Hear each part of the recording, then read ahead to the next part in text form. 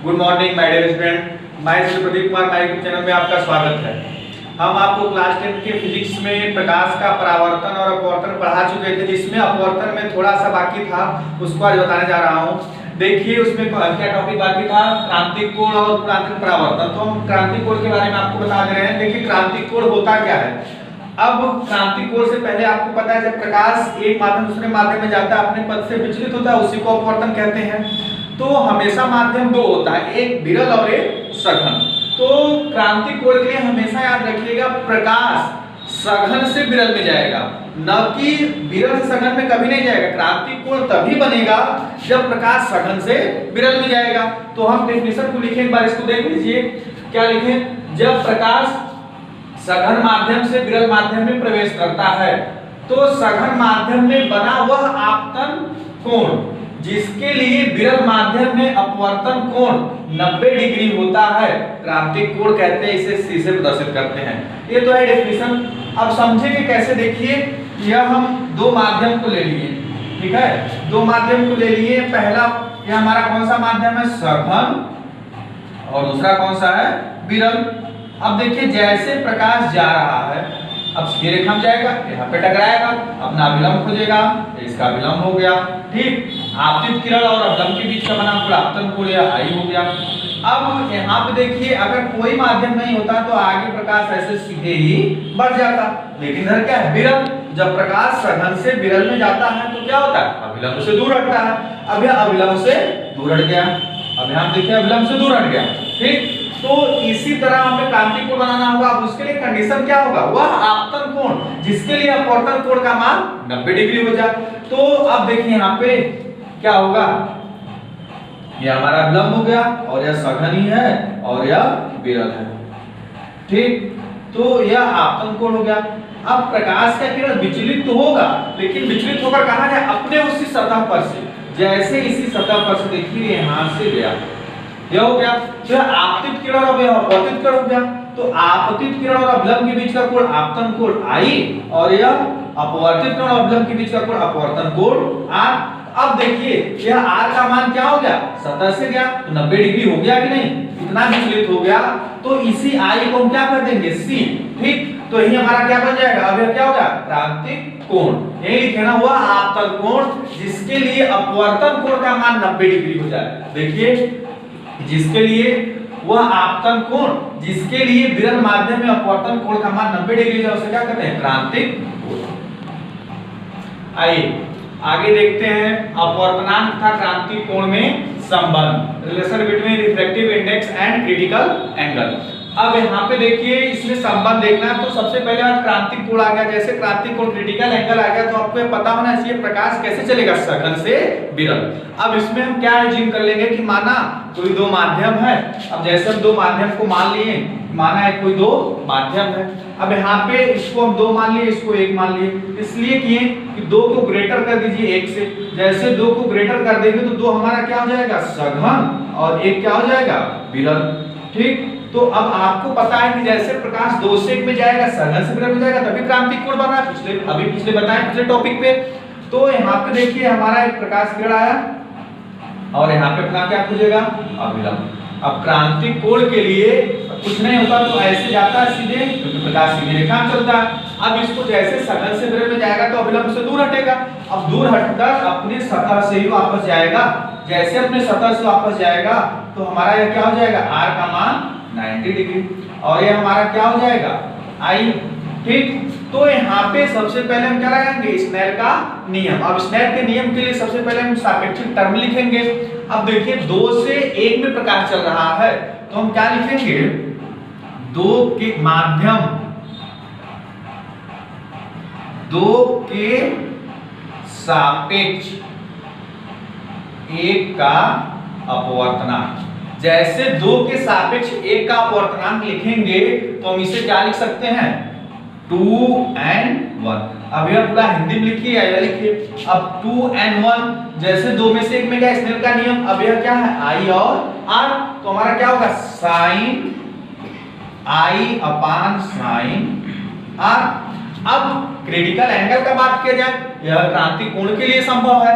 जैसे क्रांति कोण कब होगा, जब आपतन कोण I को C हम तब कहेंगे जब R का मान 90 डिग्री हो जाए। तो आप यहाँ पे पुट कीजिए, हम क्या पुट करेंगे, I = C, तो R = क्या होगा 90।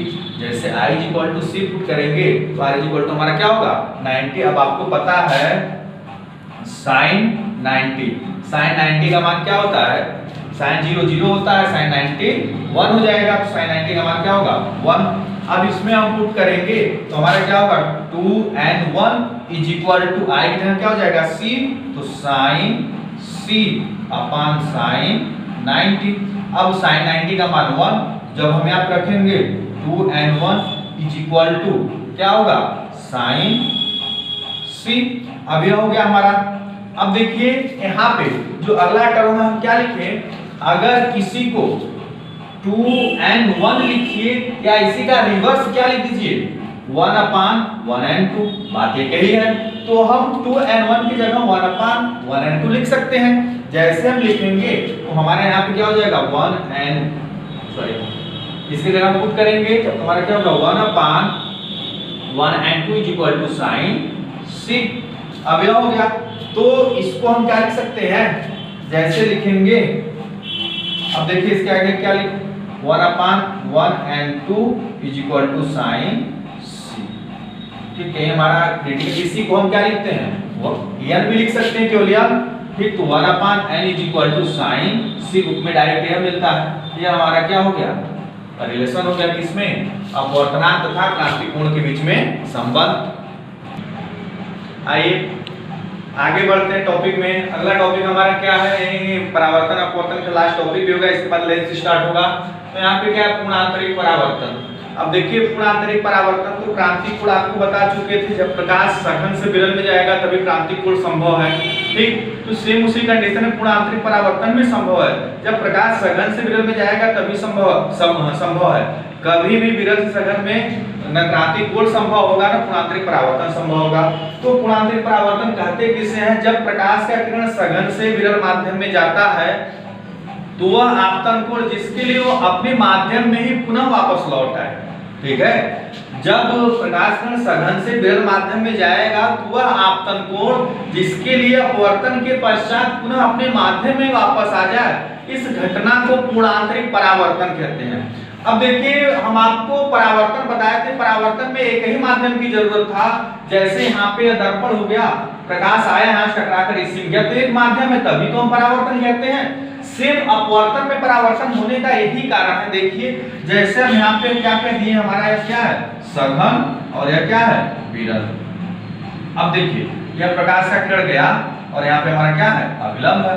जैसे अभिलंब है तो अब इसको ऐसे सीधे जाना चाहिए। ठीक, सीधे ना जाकर क्या होगा, इससे दूर हटेगा। ठीक, अगर अब यही आपतन कोण को हम और बढ़ा देते हैं, अब देखिए आपतन कोण को हम और बढ़ा दें, ठीक है, हमारा आई आपतन कोण को और बढ़ा दे, सीधे ना जाकर अपने सतह से जाए, तो यह जो R होगा यह 90 डिग्री हो जाएगा, यही क्रांतिक कोण है। अगर इसको हम फिर से और बढ़ा दें, जो सघन है सघन में आपतन कोण को और परिवर्तित करें। अब यहाँ पे देखिए जैसे हम और परिवर्तित करेंगे तो यह हमारा क्या है अभिलंब है। अब यह अभिलंब है, अब दूसरे माध्यम में ऐसे सीधे जाता ना, लेकिन जब यह विचलित हो रहा है, अपने पथ से दूर हट रहा है, कितना अधिक दूर हट जा रहा है, पुनः अपने माध्यम में ही आ गया। अब देखिए यहाँ पे दूसरा माध्यम है और यह पहला माध्यम है, मीन सघन है और विरल है। यहाँ भी यह दूसरा है और यह पहला है, यहाँ भी यह दूसरा है और यह पहला है। अब देखिए यहाँ पे तो केवल इसे आप अपवर्तन कहेंगे और इसे क्या कहेंगे, जैसे 90 डिग्री पे गया तो क्रांतिक कोण हो गया, और उस सघन माध्यम को मान को बढ़ाया, आपतन कोण को बढ़ाया, जैसे दूसरे से पहले में अपवर्तन तो होना चाहिए, लेकिन इतना अधिक है कि वो अपने माध्यम में ही आ गया। जैसे अपने माध्यम आ गया तो इसको दो से एक ही माध्यम की जरूरत पड़ी ना, तो इसी घटना को क्या कहेंगे, अब पूर्णांतरिक परावर्तन। हाँ अपवर्तन चल रहा है अपवर्तन, लेकिन उसमें क्या पढ़ेंगे पूर्णांतरिक परावर्तन। ठीक, तो क्या कहेंगे, जब प्रकाश की किरण सघन माध्यम से विरल माध्यम में जाता है तो अपवर्तन के पश्चात पुनः अपने माध्यम में वापस लौट आती है, इस घटना को पूर्णांतरिक परावर्तन कहते हैं। ठीक है, तो प्यारे बच्चों, पूर्ण आंतरिक परावर्तन तथा क्रांतिक पूर्ण कुछ दैनिक जीवन में उदाहरण है, जैसे कांच का कोई भी कांच है उसको टूट जाने के बाद उस जगह से चमकना। जब कहीं पे कांच है, यह आपका कोई कांच जैसे ब्रेक कर जाता है, टूट जाता है, तो वह सिरा चमकने लगता है। ऐसा क्यों होता है? क्योंकि वहां पे माध्यम बन जाता है। जब तक कांच था तब तक एक माध्यम था, जैसे टूट गया वहां पे हवा आ जाती है। आपको देखने में लगता है कि नहीं कुछ है, लेकिन वहां हवा आ जाता है। ठीक जैसे हवा आएगा तो कांच से हवा में जाएगा तो क्या होगा? अपने पथ से विचलित होगा तो चमकने लगता है। यह है इसका पूर्ण आंतरिक परावर्तन का एप्लीकेशन। और हीरे का चमकना, हीरा भी चमकता है तो क्या होगा? तो उसकी कटिंग शेप होता है, उसमें भी क्रांतिक कोण का मान 24 डिग्री हो जाता है। क्रांतिक कोण का मान क्या होता है? 24 डिग्री का बहुत कम होता है, इसलिए वो क्या होता है?